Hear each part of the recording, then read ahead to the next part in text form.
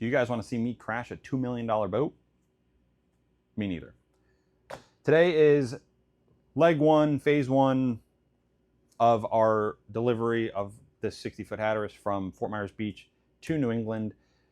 The ultimate goal over the next 2 days is getting from Fort Myers up to Cape Canaveral. Today's leg of that journey is from Fort Myers Beach down to Marathon. We are planning on arriving in Marathon specifically close to 4. We have plenty of time. It's only about a 5-ish hour run. It's only 10 a.m. right now.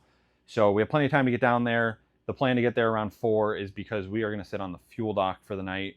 That makes life a little bit easier getting in. I don't have to pull into the fuel dock and then pull into a slip after that. And then the fuel dock there is right on the main channel. So as soon as we're ready to leave in the morning, I can drop lines, fire up, check everything, drop lines, and leave bright and early out of the little channel there in Marathon and start leg 2 of this first phase from Marathon up to Cape Canaveral, which we'll do tomorrow morning.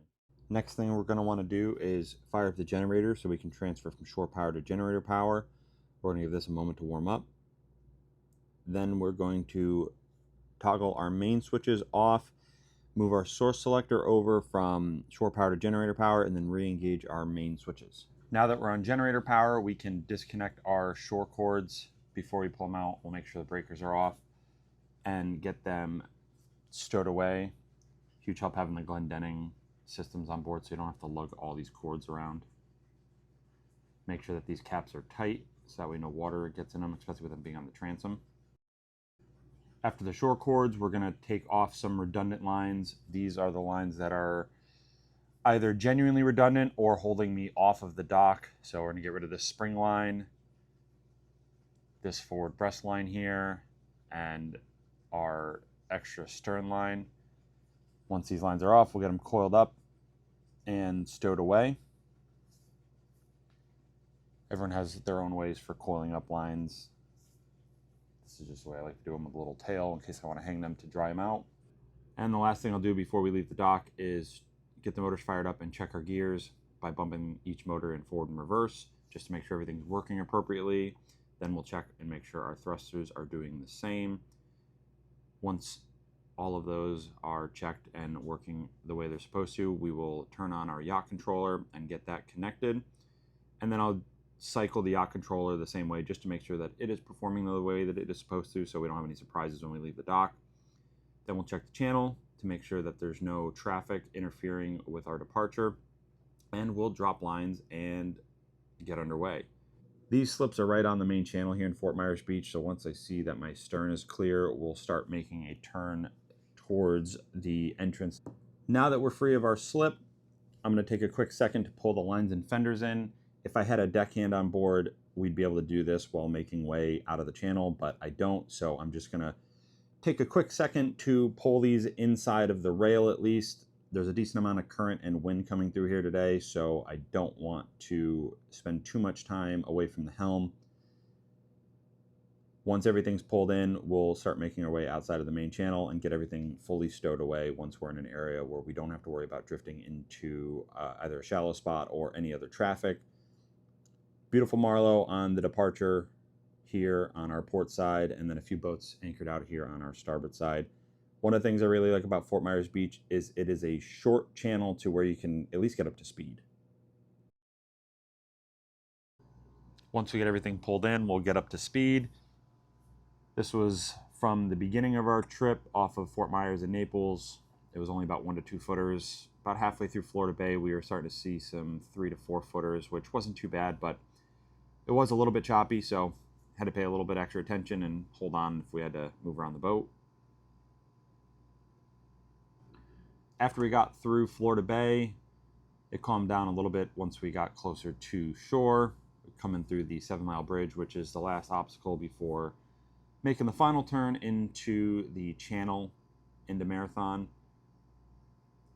Obviously that first bridge was the old either road bridge or railroad bridge, and then this is the current 7-mile bridge that you take if you're going on the overseas highway. We'll get through here, make a turn north, and then pull into the channel.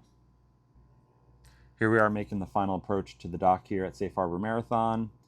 I'll do the initial final approach at the helm, and then I'll transfer over to the yacht controller where I can go down to the main deck and get a better line of sight. And then obviously the advantage of the yacht controller is being able to pass the lines off myself without having an extra crew member on board. So getting the bow line set off here to Dottie and then getting the stern line set. It was a little too rough out of the channel to get that set up. So give the boat a quick rinse down and get some extra lines set on because we only had a bow and stern line set up for fueling. There wasn't a lot of current or wind in here, so it was nice and easy.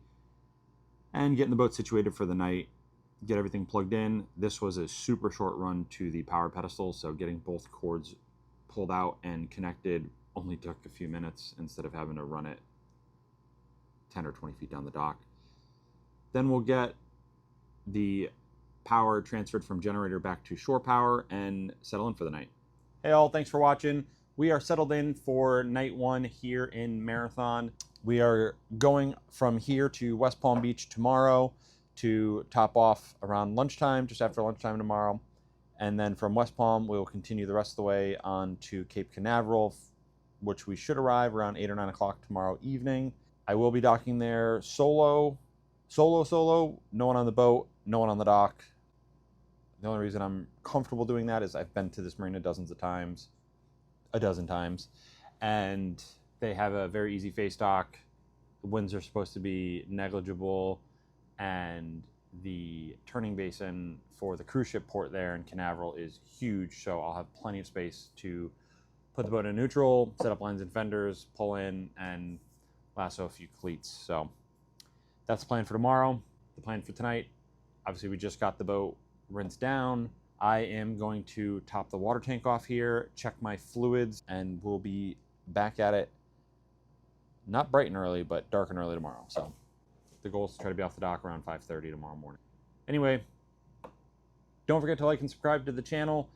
If you guys want to see more boating content like this, if you guys have any questions, drop it down in the comments. And any ideas or things that you'd like to see in future videos, put that in the comments as well. So, awesome. See you guys tomorrow.